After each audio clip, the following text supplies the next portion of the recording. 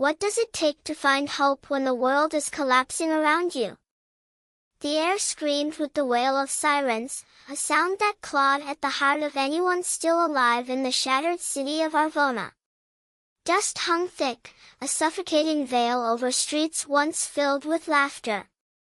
Now, they were graves of concrete and memory, torn apart by the relentless bomb raids that had become the city's pulse. Private Daniel Carter, a soldier barely 22, crouched behind a jagged wall, his rifle trembling in his hands. He wasn't a hero, not yet. He was just a man trying to survive another night in this hellscape, his uniform stained with sweat and blood that wasn't always his own. Daniel's mission was simple: secure the eastern sector, clear civilians, and retreat before the next wave of airstrikes. But nothing was simple here. The radio crackled with static, orders drowned out by the roar of a jet overhead. His squad had scattered hours ago, lost in the chaos of an ambush. Alone, he moved through the ruins, his breath shallow, his eyes scanning for threats. That's when he saw a flicker of movement in the rubble, a shadow too small to be a soldier. She was a girl, no older than 15, curled in the wreckage of what might have been a school. Her dark hair was matted with ash, her face streaked with dirt, but her eyes burned with something fierce, something alive. She clutched a tattered notebook to her chest like it was her lifeline. Daniel froze. The instinct to run, to leave her and save himself, surged through him. But those eyes, they held him captive. He couldn't look away. "Hey," he hissed, ducking low as another explosion rocked the ground. "You can't stay here. Come with Menno." The girl didn't move. She stared at him, unblinking, as if weighing his soul. "I'm fine," she said, her voice steady despite the tremor in the earth. Her name, he'd later learn, was Alara. Daniel didn't have time to argue. The sky was turning red, the telltale sign of another raid closing in. He lunged forward, grabbing her arm, expecting resistance. But she didn't fight him.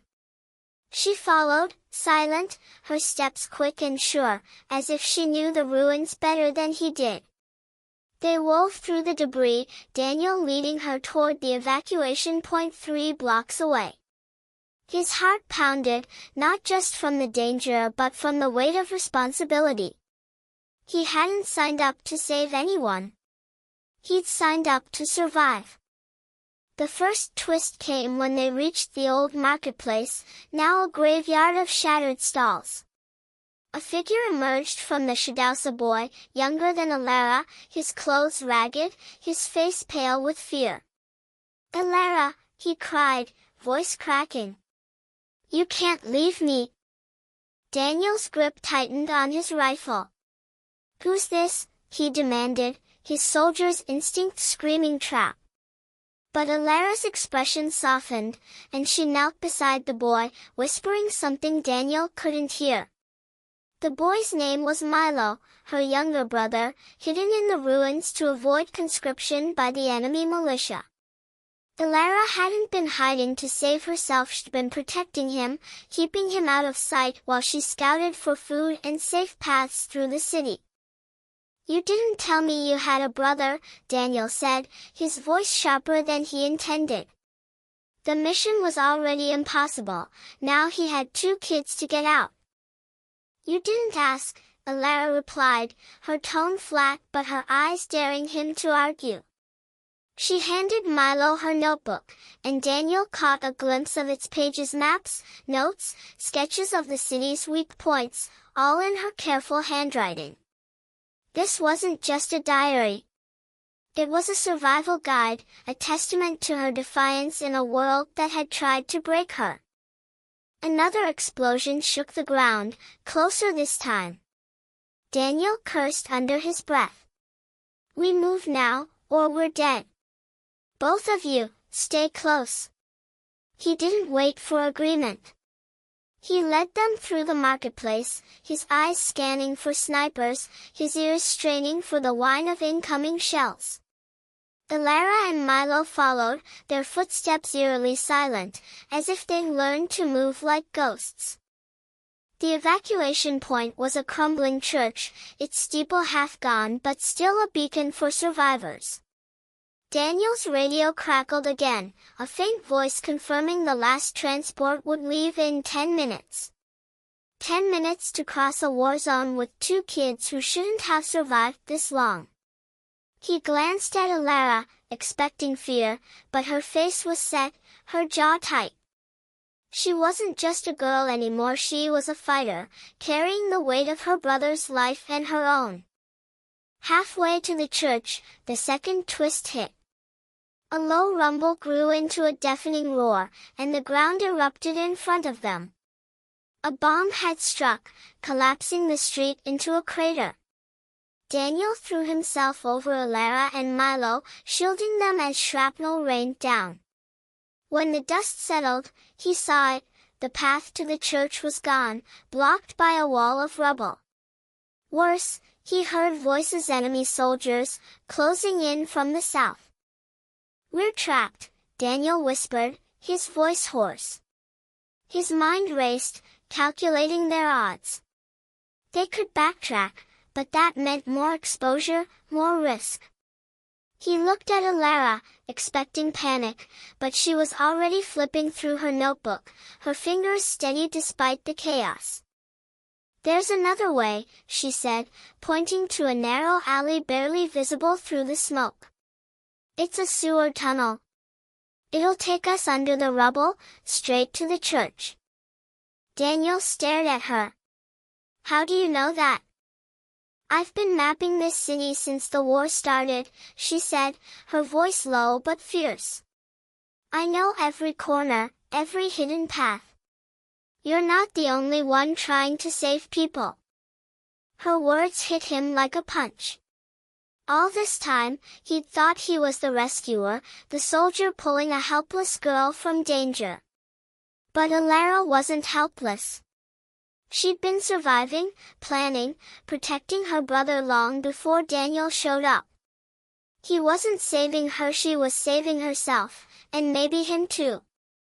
The sewer was dark, damp, and claustrophobic, but Alara led the way, her notebook tucked under her arm, Milo clinging to her side.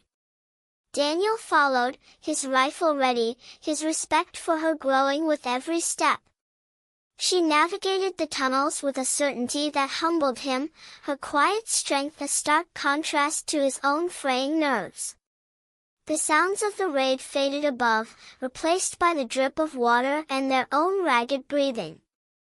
When they emerged near the church, the transport was still there, a battered truck, its engine idling, soldiers shouting for stragglers. Daniel ushered Alara and Milo forward, but before they reached the truck, Alara stopped. She pressed her notebook into Daniel's hands. "Take this," she said. "It's got everything: safe routes, supply caches, weak points in the enemy lines. If you're really here to help, use it." Daniel hesitated, the weight of the notebook heavier than his rifle. "Why give this to me? You need it." Alara shook her head. "I've memorized it. Besides, Milo and I are getting out. You're staying in this fight." He wanted to argue, to tell her she was just a kid, that she shouldn't have to carry this burden. But the truth was, she wasn't just a kid.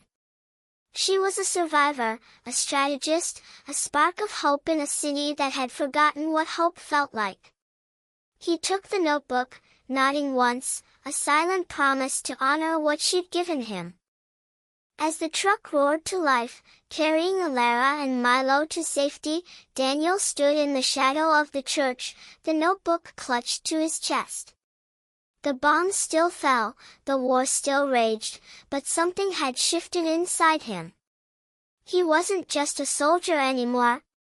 He was a witness to courage, to the quiet heroism of a girl who'd saved herself, her brother, and maybe even him, in ways he was only beginning to understand.